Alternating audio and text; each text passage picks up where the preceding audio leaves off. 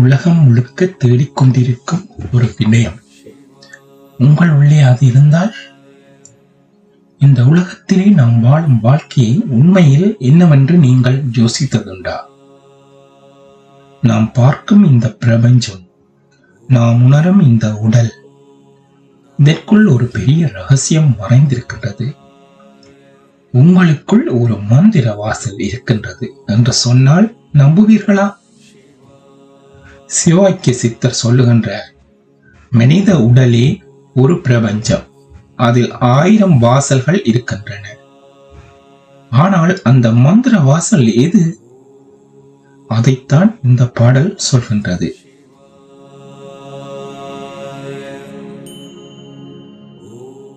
அண்டவாசலாயிரம் பிரசண்டவாசலாயிரம் 6200 கோடியான வாசலாயிரம்.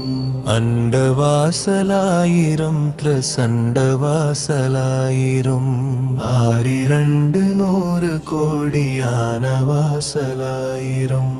இந்த வாசலேடை வாசலேக போகமான வாசல், எம்பிரான் இருக்கும் வாசலி அவர் காண வல்லரே.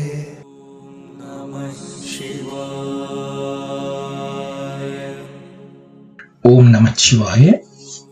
அண்ட வாசல் 1000, பிரசண்ட வாசல் 1000. அண்டம் என்றால் பிரபஞ்சம், பிரசண்டம் என்றால் பேராற்றல் அல்ல பரமசக்தி அல்லது பிரபஞ்சத்தை விட மேலான ஒன்று. அதாவது இந்த உலகத்திற்கும் நாம் காண முடியாத பிற உலகங்களுக்கும் 1000 வழிகள் இருக்கின்றன.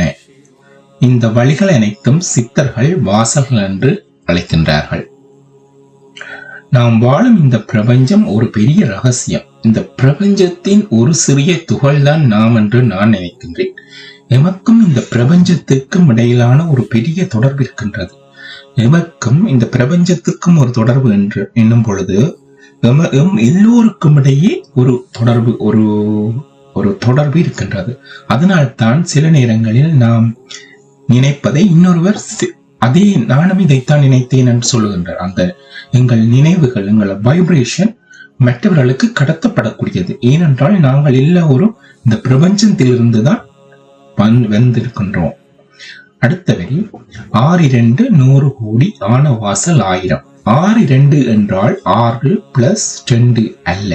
சித்தர் மரபில் 6 என்பது 6 ஆதாரங்களாகவும் 2 என்பது சூரியன் சந்திரன் ஆகிய சக்தி அல்லது உடல் மனம் ஆகிய இந்த 2ஆகவும், மனிதனின் முழு சக்தி அமைப்பு என்ன அந்த 6 ஆதாரங்கள், அத்துடன் உடல் மனம் அல்லது சூரியன் சந்திரன் ஆக இந்த முழு அமைப்பும். இதன் பொருள் என்னவென்றால் மனிதன் மட்டுமல்ல, இந்த பூமியில் இருக்கும் எண்ணற்ற உயிர்கள் கோடிக்கணக்கான அனுபவங்களோடு இயங்கி வருகின்றன. அனுபவம் என்பது ஒவ்வொரு உயிர்களும் பெற்றுக்கொள்கின்ற ஒவ்வொரு சந்தர்ப்பங்களுக்கு, அந்த சந்தர்ப்பங்களுக்கேற்ப அந்த உயிர்கள் எப்படி அதனை கையாள்கின்றன. அந்த கையாளும் பொழுது அந்த உயிருக்கு ஒரு அனுபவம் பெறுகின்றது. அந்த அனுபவத்தை தான் இங்கே குறிப்பிடுகின்ற. இந்த வாசல் ஏழை வாசல், ஏகபோகமான வாசல். அதைத்தான் இந்த சிவாக்கிய சித்தியர் சொல்லுகின்றார். அந்த மனித உடலிலே பல வாசல்கள் உள்ளன. அந்த மனித உடலே ஒரு வாசல் தான்.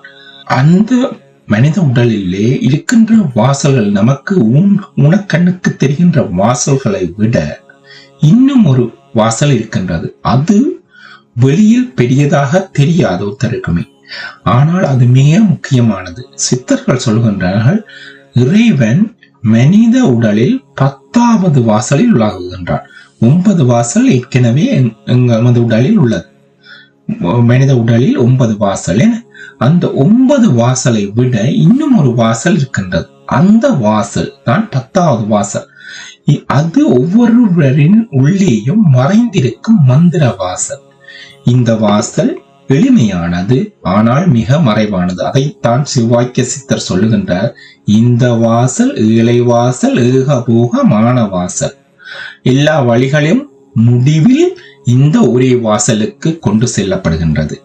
அதனால்தான் இந்த வாசல் இந்த வாசல் ஏழை வாசல். ஏழை வாசல் என்பது மிகவும் எளிமையானது, ஆனால் அதை அடைவது அல்லது அறிவது மிகவும் கடினமானது. எம்பிரான் இருக்கும் வாசல் யாவர் காண வல்லீரே. இதுதான் பாடலின் உச்சம். சிவாக்கிய சித்தர் சொல்லுகின்றார், இறைவன் வெளியில் இல்லை, அவன் நம் உள்ளே இருக்கின்றான். ஆனால் அந்த வாசல், அந்த மந்திர வாசலை யார் காண முடியும்? அது சாதாரண கண்களுக்கு தெரியாது. அது தியானத்தால் அல்லது உள்ளுணர்வால் அல்லது ஞானத்தால் மட்டுமே தெரியும்.